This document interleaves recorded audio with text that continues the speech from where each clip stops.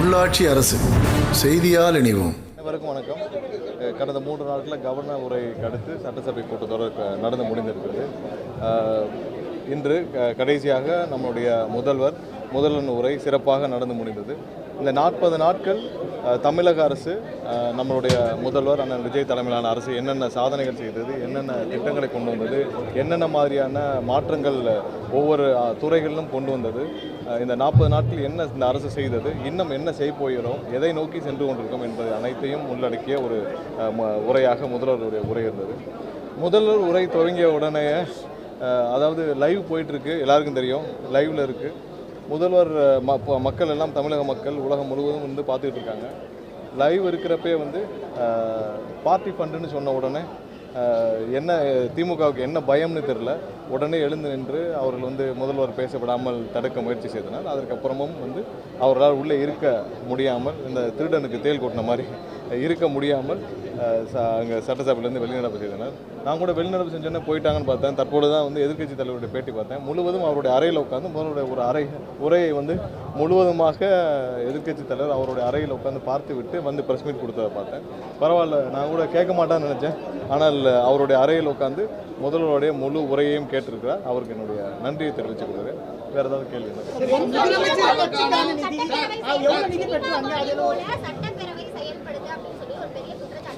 எல்லாருக்கும் அவருடைய ஸ்டைல் ஒன்று, எல்லாருக்கும் அவருடைய பாணி இருக்கும். நான் என்னுடைய பாணியில் நான் மட்டும்தான் பேச முடியும்.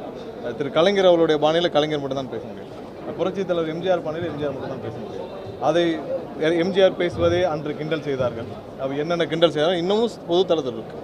அவர் வந்து அப்போவும் இதே தான் சொன்னாங்க. திரு எம்ஜிஆர் என்னென்ன சொன்னார்களோ அதை தான் எங்களுடைய முதல்வர் இன்னைக்கு சொன்னார். அதே டெக்னிக்கை தான் இப்பயும் ஃபாலோ பண்ணுறாங்க. எம்ஜிஆர் என்ன சொன்னாங்களோ அதே தான் இப்போவும் வந்து நம்மளுடைய தமிழக முதல்வரை பார்த்து சொல்கிறார்கள். அதில் இவர்கள் எந்த டெக்னிக்கையும் மாற்ற போகிறதில்ல. என்ன ஆக்கப்பூர்வமாக என்ன பண்ணுங்கள், என்ன பண்ண சொன்னீங்க அதை செய்யுங்க. பார்ட்டி ஃபண்டுன்னு சொன்னாங்க.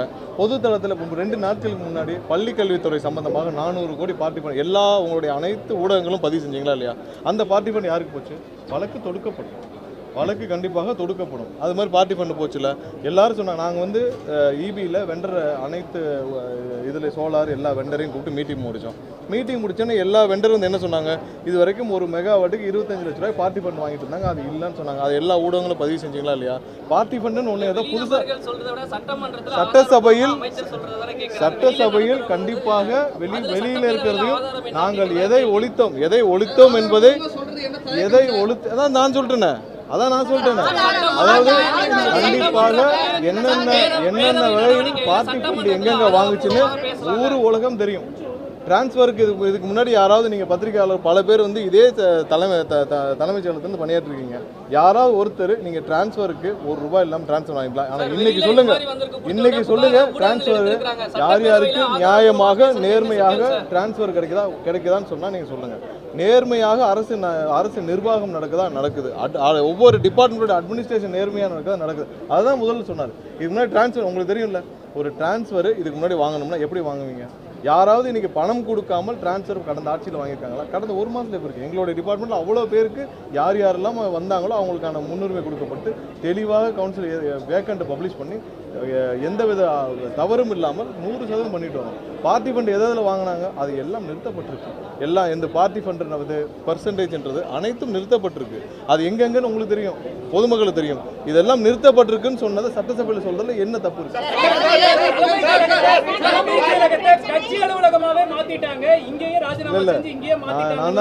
நான் திரும்பவும் சொல்றேன், இதற்கு முன்னால் தலைமைச் செயலகத்துக்குள்ள சாமானிய மக்கள் யாரும் வந்ததில்லை. இன்னைக்கு தலைமைச் செயலகத்துக்குள்ள, இதுக்கு முன்னாடி எப்படின்னா தலைமைச் செயலகத்துக்குள்ள புரோக்கர்கள் மட்டும்தான் நடமாடி கொண்டிருந்தாங்க. அந்த அரசு சார்பாக அரசுக்கு பணம் வாங்கி கொடுக்கும் புரோக்கர்கள் மட்டும்தான் நடமாடி இருந்தாங்க. இன்னைக்கு சாமானிய மக்கள், பொதுமக்கள், ஒவ்வொரு அமைச்சருடைய அலுவலகத்துக்கு வெளியில் நீங்கள் போய் நின்று பாருங்க, வர்றதெல்லாம் சாமானிய ஏழை எளிய மக்கள். ஒவ்வொரு நாளும் அவங்களுடைய கஷ்டங்களுக்காக வர்றாங்க. ஒவ்வொரு அமைச்சரும் என்ன செய்யணுமோ அவ்வளவு கிரிவன்ஸையும், முன்னாடி கிரிவன்ஸ் டைம்னு ஏதாவது இருந்துச்சா? இப்போ தான் இந்த அமைச்சரை பார்க்கணுன்னு இருந்துச்சா? இல்லை முதல்வரை பார்க்க ஏதாவது கிரீவன்ஸ் டைம் இருந்துச்சா? இப்போ எப்போ வேணாலும் எந்த அமைச்சர் வேணால் பார்க்கலாம். ஏன்னா எல்லாரும் 9 மணிக்கு 9:30 மணிக்கு ஆஃபீஸ் வந்துடுறாங்க, தலைமைச் செயலகம் வந்துடுறாங்க, சாயந்தரம் வரை இருக்கிறாங்க. இரவு 8 மணி 9 மணி வரைக்கும் பல அமைச்சர்கள் இருந்த மக்களை சந்திக்கிறாங்க. ஒவ்வொரு நாளும் மக்களுக்கு தேவையான கிரீவன்ஸ் எல்லாம் அங்கங்கே நாங்கள் சார்ட் அவுட் பண்ணி அமைச்சிக்கிட்டே இருக்கோம். மக்கள் ஒரு நாளைக்கு ஒவ்வொரு அமைச்சரும் 500லேருந்து 1000 பேர் வந்து சந்திக்கிறார்கள். அதை நீங்கள் ஒவ்வொரு அமைச்சரோட அலுவலகத்திலையும் வெளியிலேயே பார்க்கலாம். அதில் ஒரு சில கட்சிக்காரர்கள் இருக்கலாம், பெரும்பாலும் ஏழை எளிய மக்கள் எல்லா பகுதியிலேருந்து வந்து பார்க்குறாங்க. அதை இவர்கள் பொறுத்து கொள்ள முடியாது. இவங்களாம் புது ஒரு அட்மினிஸ்ட்ரேஷனாக இருக்குது, புதிதாக இருக்குது. தலைமைச் செயலகத்துக்குள்ள பொதுமக்கள் இவ்வளோ பேர் வந்து அமைச்சர்களை பார்க்குறது என்னன்னா, இது நம்ம இருக்கப்போ யார், நீங்கள் இருக்கப்போ யாருமே நீங்கள் விடலையா? நீங்கள் இருக்கப்போ எத்தனை பேர் நீங்கள் வந்து பொதுமக்களை பார்த்தீங்க? உங்களை சந்திப்பது உங்கள் குடும்பத்தை சார்ந்தவர்கள். உங்கள் ஒவ்வொரு துறைக்கும் 20 PA வச்சுருந்தீங்க. நாங்கள் சொல்லிட்டோம் எந்தெந்த துறையில் எவ்வளோ PA வச்சுருந்தீங்கன்னா, 20 PA எதுக்கு வச்சுருந்தீங்க? 20 PA வசூல் பண்ண வச்சுருந்தீங்க. அப்படி தானே ஒவ்வொரு துறை இருந்துச்சு. நாங்கள் முன்னாடியே லிஸ்ட் பண்ணி சொல்லியிருக்கோம்ல, ஒவ்வொரு துறைக்கும் 20 பாயிண்ட்டை போட்டு 20 இடத்துல வசூல் பண்ணுற வேலை தான் பண்ணீங்க. ட்ரான்ஸ்ஃபர் ஒருத்தர், ப்ரொமோஷன் ஒருத்தர், டெண்டர் பார்க்கர் ஒருத்தர், கான்ட்ராக்ட் ஒருத்தர், ஒவ்வொரு துறையிலையும் 20-10 பேரை வச்சு நீங்கள் வசூல் பண்ணிட்டு இருந்தீங்க. இப்போ அப்படிலாம் கிடையாது. நீங்கள் எல்லாம் முன்னாடி தலைமைச் செயலருக்கு வர்றதே வந்து ஒரு சில புரோக்கர்களை சந்திச்சுட்டு போகிறதுக்கு மட்டும்தான். ஆனால் இப்போ தலைமைச் செயலகத்தில் சாமானிய மக்கள், எளிய மக்கள் வந்து சந்திச்சுட்டு போகிறாங்க, அமைச்சர்களை பார்க்குறாங்க. அதில் எந்த தவறும் இல்லை. அது என்ன குறை சொன்னாலும் நேரில் எல்லாரும் வந்து பார்த்துக்கலாம். இந்த ஆட்சி அமைஞ்சதில் முதலமைச்சர் பேரவையில சொன்னாரு. ஆனா எதிர்க்கட்சி தலைவர் ஒரு சார்ந்த அதிமுகவினரை சந்தித்தது ஏன்ற கேள்வி எழுப்புறாரு. நாங்கள் ஏற்கனவே இதுக்கு விளக்கம் கொடுத்து விட்டோம். திரு எடப்பாடி அவர்களை சந்திக்கிறதுக்கும் நேரம் கேட்டோம்.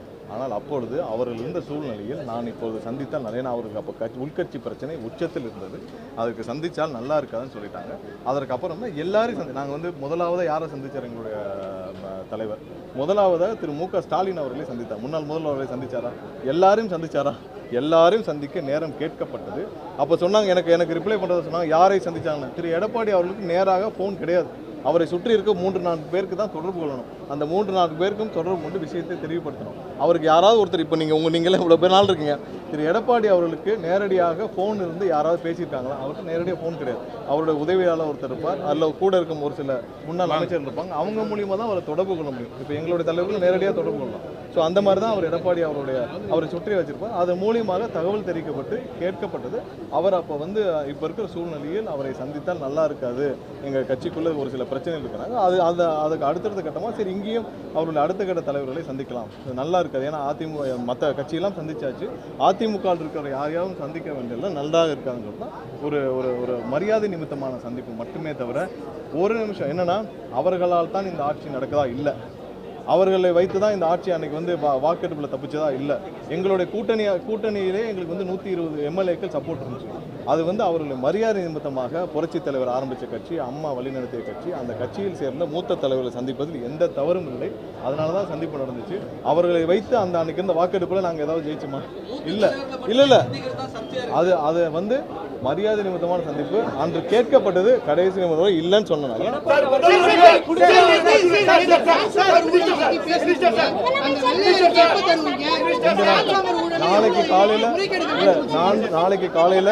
நாளை காலையில் 300 பேருக்கு மேலே வந்து அப்பாயின்மெண்ட், அதாவது புதுதாக நியமிக்கப்பட்ட EBலேருந்து நியமிக்கப்பட்டவர்களுக்கு முதல்வர் கையில் வந்து அப்பாயின்மெண்ட் ஆட்டோ கொடுக்கப்படுது. அதற்கு அப்புறம் நாளைக்கு மதியமோ இல்லை நாளை கழிச்சு வியாழக்கிழமை நாங்கள் வந்து வெள்ளை அறிக்கை கண்டிப்பாக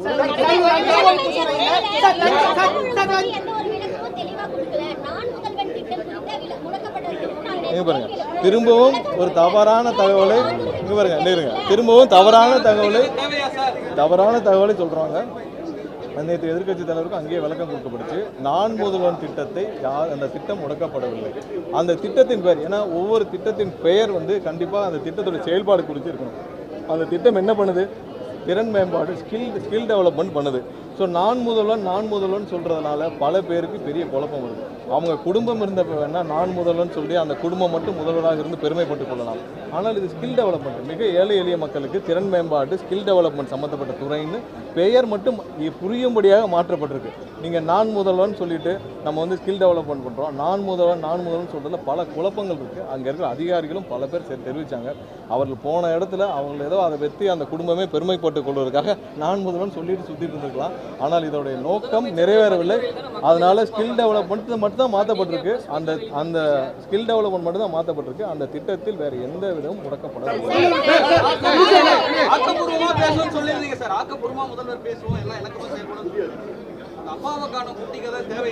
இல்லை கண்டிப்பாக சொல்லணும்ல. நீங்கள் நேற்று எதிர்க்கட்சி தலைவருடைய இதில் நிறையா ஒரு பொதுவாக சொல்லிகிட்டே போனார். சரி என்னன்னா அவருக்கும் இது முதல் உரை, அதனால் அவரை நாங்கள் அதிகமாக இன்டர்ப்ட் பண்ண விரும்பவில்லை. அதனால தான் இன்டர்ப்ட் பண்ண விரும்பலை. அதுக்கு அடுத்து வந்து அவருடைய உரையில் நிறைய பொதுவான கருத்துக்கள் இருந்துச்சு. அவருக்கும் முதல் உரை, அவருக்கான வாய்ப்புகளும் கொடுக்கப்பட்டுச்சு. அதையும் அவர்கள் புரிந்து கொள்ளவில்லை. இன்று முதல்வர் பேச ஆரம்பித்தவுடன் என்ன பார்ட்டி ஃபண்டு தான் சொன்னார். ஏன்னா பார்ட்டி ஃபண்டு உங்கள் கட்சியிலே இல்லையா, அப்புறதுக்கு இவ்வளோ கேஸ் வந்துச்சு? பார்ட்டி ஃபண்டு உங்கள் கட்சியிலே இல்லையா?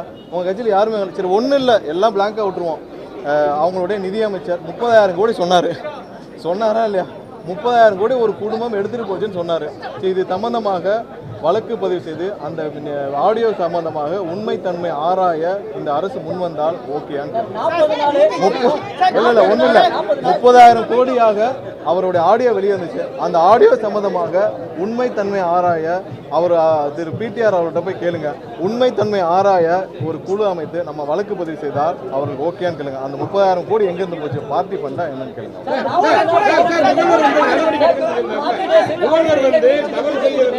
அதாவது நான் இங்க பாருங்க, சட்டம் ஒழுங்கு எப்படி செயல்படுது எல்லாருக்கும் திரும்பவும் நான் சொல்லிக்கிறோம். சட்டம் ஒழுங்கு எப்படி செயல்படுதுன்னு தெளிவாக முதல்ல சொல்லிடுறாரு. ஒவ்வொரு இடத்துலையும் கேஸ் எப்படி ஃபைல் பண்ணுது. முன்னாடி இருந்த காலகட்டத்தில் எல்லாமே சிஎஸ்ஆராக தான் இருக்கும். நீங்கள் பொதுமக்கள் யாராவது போய் கம்ப்ளைண்ட் கொடுத்தீங்கன்னா நீங்கள் உள்ள உங்களுடைய கம்ப்ளைண்ட் வந்து சிஎஸ்ஆர் ஆகிறதுக்கு 1 வாரம் ஆகும். சிஎஸ்ஆர் ஆன பிறகு நீங்கள் எஃப்ஐஆர் போடுங்க. ஏன் பாலியல் குற்றங்களுக்கு அப்படி தான். குழந்தை மீது பாலியல் குற்றம் செய்து ஒரு ஒரு கூட்டு பாலியல் பலாத்காரம் குழந்தை மீது நடத்தப்பட்டது கூட 1 வாரம் ஆச்சு எஃப்ஐஆர் ஃபைல் பண்ணுறதுக்கு. அதுவும் ஹைகோர்ட்டெல்லாம் தலையிட்டு சொன்ன பிறகு. ஸோ இப்போ எல்லாமே வந்து எந்த சிஎஸ்ஆர் இதெல்லாம் வந்து இதே கிடையாது. உடனே வழக்கு பதிவு செய்யப்படுது. அதுவும் வந்து கிரிமினல் குற்றங்கள், கிரிமினல் கம்ப்ளைண்ட்ஸ்னால் உடனடியாக வழக்கு பதிவு செய்யப்படுது. பல வழக்குகள் இப்போ பதிவு செய்யப்பட்ட வழக்குகள் எல்லாமே முன்னாடி சிஎஸ்ஆர், அதாவது கடந்த மே மாதம் ஏப்ரல் மாதம் சிஎஸ்ஆர் இருந்த பல விஷயங்கள் வந்து பொதுமக்கள் போய் ஃபாலோ பண்ணி பல சிஎஸ்ஆர் வந்து இப்போ வழக்காக பதிவு செய்யப்பட்டிருக்கு. எல்லாம் வழக்காக பதிவு செய்யப்பட்டு உடனடியாக விசாரணை நடைபெற்று நேற்று அதை சொல்கிறதுக்கு தான் முற்பட்ட பொழுது அவர் வந்து சொன்னார். அவர் எழுந்து போயிட்டு எங்களுடைய கட்சி சம்மந்தப்பட்ட நபர் 2 பேர் வந்து யாரோ ஒரு பாலியல் வழக்கு சொன்னார். அது அடுத்த அந்த 1ஆம் தேதி அவர்கள் கைது செய்யப்பட்டார். அந்த 2 பேரும் நான் சம்மந்தப்பட்ட அந்த பாலசுமன் 2 பேர் வந்து உடனடியாக கைது. நான் ஒரு தெரிஞ்சு சொல்கிறாரா தெரியாமல் சொல்கிறாரா நான் வெரிஃபை பண்ணிட்டு வந்தேன். அதற்குள்ளே கிளம்பி விட்டார் நேற்று எதிர்க்கட்சி தலைவர். அவங்க 2 பேரும் கைது செய்யப்பட்டாங்க. யாருக்கும் எந்த பாரபட்சமும் கிடையாது. எல்லார் மீதும் கடுமையான நடவடிக்கை எடுக்கப்படுறது. இல்லை சம்பந்தப்பட்ட எங்கே பாருங்க, நீங்கள் நேற்று அந்த வழக்கில் சம்பந்தப்பட்ட நபர் உடனடியாக கைது செய்யப்பட்டார். அது நேற்று இல்லை, அந்த 1ஆம் தேதி கைது செய்யப்பட்டு விட்டார். 1ஆம் தேதி கைது செய்யப்பட்டு விட்டார். நீங்கள் சட்டமன்ற உறுப்பினர் மீது என்ன கம்ப்ளைண்ட்னா அவர்கிட்ட சொன்னேன்னு சொல்லியிருக்காங்க. சரி அதற்காக நீங்கள் சட்டமன்ற உறுப்பினர் மீது என்ன நடக்கும்? அவர் எல்லாருக்கும் சொன்னதன் அடிப்படையில் நீங்கள் அந்த கம்ப்ளைண்ட் கொடுத்ததன் அடிப்படையில் உடனடியாக அவர் அந்த நபர் மீது கைது செய்யப்பட்டு அவங்களே கட்சியிலிருந்து அடிப்படை உறுப்பினர் நீக்கியாச்சு. ஸோ ஒவ்வொரு நாளும் பலர் வந்து கட்சியில் சேர்ந்துட்டு இருக்காங்க. ஆனால் யாராவது தவறு செய்தால் யாராக இருந்தாலும் எவ்வளோ உயரிய பதவியில் இருந்தாலும் இந்த அரசு முதல்வர் யாரையும் காப்பாற்ற மாட்டார். தவறு செய்த நபர்கள் காப்பாற்ற மாட்டாங்க. முதல்வர் வந்து தவறு செய்தால் கண்டிப்பாக நடவடிக்கை எடுக்குன்னு சொன்னார். ஏற்கனவே கேஸ் 2-3 கேஸ் இருக்கு. என்ன டிலே நீங்க சொல்லியிருக்கீங்க ஆளுநர் மாளிகையில் அந்த தேக்கறதுன்னு வேற மற்ற கேஸ் எவ்வளவோ இருக்கு. எனவே தவறு கண்டுபிடிக்க காலதாமதம் நீங்க பண்றீங்க. நாங்க எந்த காலதாமம் பண்ணவில்லை. ஏன்னா யாராவது முன்னாள் எம்எல்ஏக்கள் இல்லை முன்னாள் அமைச்சர்கள் இல்லை எம்எல்ஏ யார் மேலேயானாலும் 17 எப்படி நீங்கள் வந்து கவர்னருக்கு போகும். இதுவரை 2 பேருக்கு வந்து திரு அனிதா ராதாகிருஷ்ணன் அவர்கள் மேலேயும் திரு செந்தில் பாலாஜி அவர்கள் மேலேயும் 10 நாள் ஆச்சு, 2 வாரத்துக்கு மேலே ஆச்சு. இதுவரைக்கும் கவர்னர் ஒப்புதல் கொடுக்கவில்லை. அவர்களுக்குள்ள மிகவும் இணக்கமாக இருக்கும் காரணத்தினால் அதாவது திரு செந்தில் பாலாஜி அவர்கள் மீது விசாரணை நடத்த வேண்டும் என்று கேட்டது இடி தான். அப்புறத்துக்கு கவர்னர் இன்னும் அந்த ஃபைலை பத்திரமா வச்சிருக்கான்னு தெரியல. யாருடைய உத்தரவுக்காக காத்திருக்கான்னு தெரியல. அவர்களுக்கு என்ன உறுதி கொடுக்கப்படும் தெரியல. எப்பயுமே பாரதிய ஜனதா கட்சி அவங்களுக்குள்ள ஒரு ஆதாயம் இல்லாமல் ஒரு ஃபைலை நிறுத்தி வைக்க மாட்டார். நான் நேரே சொன்னவன், கவர்னர் தனியாக எந்த முடிவும் எடுக்க மாட்டார். அரசியல் ரீதியான முடிவுகள் மட்டும்தான் எடுப்பார். அவர் கண்டிப்பாக இந்த ஃபைலை நிறுத்தி வைக்கிறதுக்கான காரணம் கண்டிப்பாக வேற ஏதோ உத்தரவாதம் திமுக அவர்களுக்கு கொடுத்திருக்கிறது. அதன் காரணமாக அதை பொறுத்திருந்து பார்ப்போம். வேற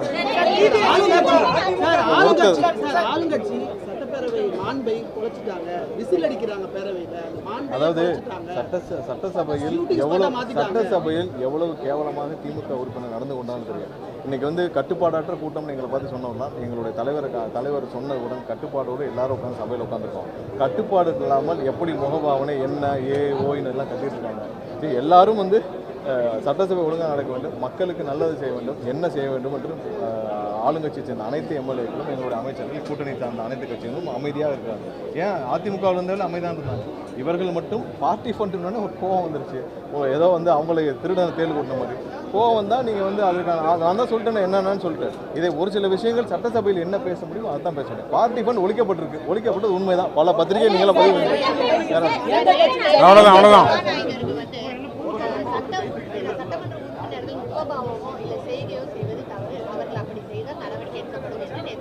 ஆமாம்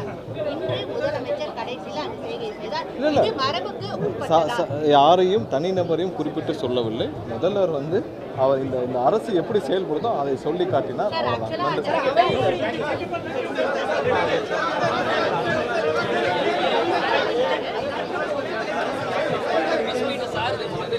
ராஜ்குமார்